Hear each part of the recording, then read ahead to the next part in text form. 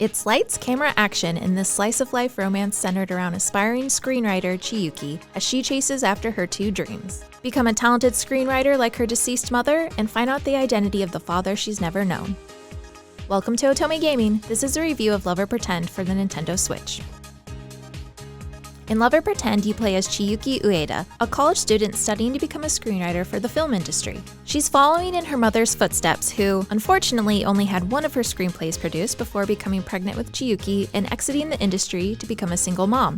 Also, unfortunately, she dies when Chiyuki is pretty young, leaving the girl to be raised mostly by her grandma, who also dies on her when Chiyuki is in high school. This unfortunate series of events means Chiyuki grows up to be pretty self-reliant, having had to grow up pretty quick in order to take care of herself. The lack of a father figure in her life has also led to a subconscious fear of abandonment, causing her to put up walls when it comes to really getting close to others. This has led to a pretty friendless existence, save for one childhood friend who basically forced himself into her life during their middle school years. Despite all of these struggles, Chiyuki is a sweet and caring protagonist who isn't afraid to speak her mind around others when she feels strongly about something. She can be quick-witted, and I really enjoyed her banter with the love interest in the game, especially with her childhood friend who she is not afraid to tease. The main plot of the game kicks in once Chiyuki joins her screenwriting professor as an assistant on a major film project. It's during this assistant job that she realizes many of the people working on the film are in some way related to different men who had contact with her mother during the time she became pregnant with Chiyuki. With this knowledge, Chiyuki makes it a mission to do some digging and see if she can figure out who her father really is. It's a game trope that means most of her love interests could potentially be her brother, something I personally was not a fan of once that was revealed. A large majority of the common route consists of a film camp, where Chiyuki and everyone else is hard at work either helping the movie's would-be actors prepare for more extensive auditions, or prepping as the would-be actors themselves. It's during this time she's able to start forming bonds with some of the game's love interests. Then at some point in the game, she will have to pretend to be in a relationship with whichever love interest route you happen to be playing. There are 4 main love interests in Love or Pretend, followed by a not-so-secret love interest that unlocks after you finish the other 4 routes. I won't spoil who this secret love interest is for anyone, but it's pretty obvious in the opening movie, and they really didn't hide it during the game's promotions either.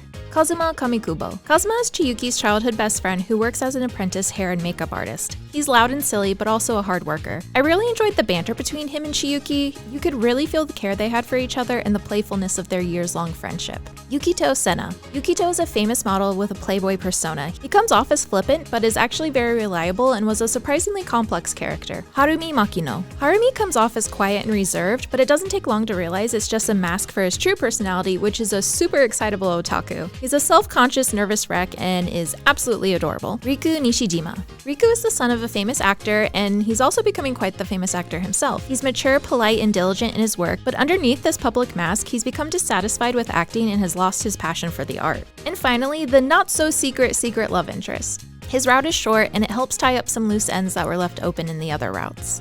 The common route in Love or Pretend consists of 3 chapters that then branch off to 4 chapters for each love interest. Except for the secret love interest, who gets 1 chapter, and this is after only 2 chapters of the common route.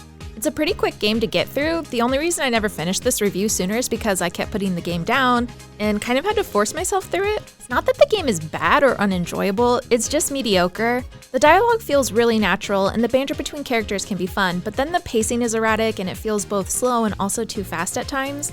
Because it's centered around the film industry and movie making, there's a lot of romance tropes that are used in the game, and with the everyday life setting, none of the problems really felt life-ending for me. Or I guess another way to put it is that I just didn't find it interesting.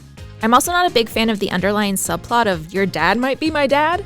It was thankfully never really dragged out, but I personally found it uncomfortable and kind of gross to think about. There were times while playing that I found myself zoning out, thinking about other things and just clicking through the game, not really processing what I was reading. I still had some laugh-out-loud moments while reading. I especially enjoyed the common route the most. Something about all the characters working together during film camp was more engaging to me than the romance portions, but for a romance game, that's not really a good thing. Love or Pretend's main game gimmick is called Pretend Time. It's basically a quickfire round of choices to be made with a timer and helpful puzzle piece visuals to let you know if you're choosing the correct options. It's treated like a minigame in the sense that it will ask you if you want to save beforehand and won't give you the option to save during the sequence. Which makes sense considering it's timed, but could be frustrating for some players. Once you play through a single route of the game to the end, you'll then be given a skip option for any pretend times you've already played. This is really helpful when trying to skip through the common route to unlock different endings. There's also a skip to next choice option, which I will always be thankful for in a visual novel. The game has some nice visual cues in making choices that characters like, as well as a love meter to let you know how you're doing. There's also character interviews to unlock and some short stories to read in the backstage section of the game. And when I say short, I mean short, maybe 2 5 minutes tops depending on how fast you read. The game doesn't really tell you when you've unlocked any of these or how many there are to unlock, but there will be a little new icon by the stories you haven't read yet. One nice thing for players who don't enjoy bad endings is that you don't have to play the bad endings to unlock all the CGs. You only have to play the happy, good, and the backstage feeling short stories to unlock all of the characters' cutscenes.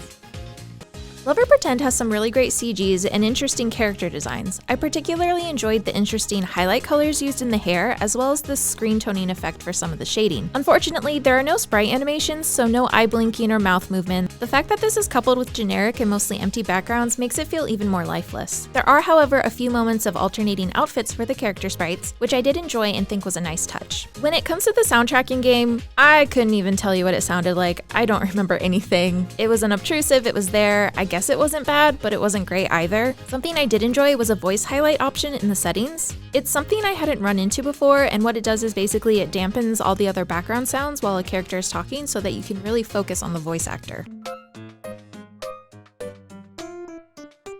それじゃ、時間もないことだし、軽く打ち合わせだけしましょうか。テーマは愛と友情だけど、苦手なジャンルはありますか？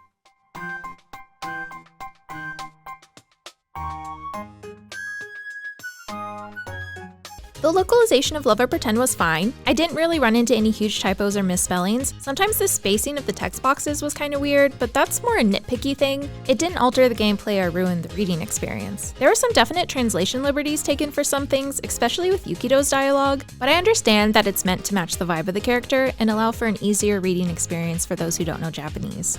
If you're looking for a low-stakes game with pretty CGs and a few laughs, then this could be the game for you. Otome Gaming gives Love or Pretend a final rating of 3 out of 5. Love or Pretend has an ESRB rating of T for teen. For more trigger warning details, please see the official ESRB link in the description.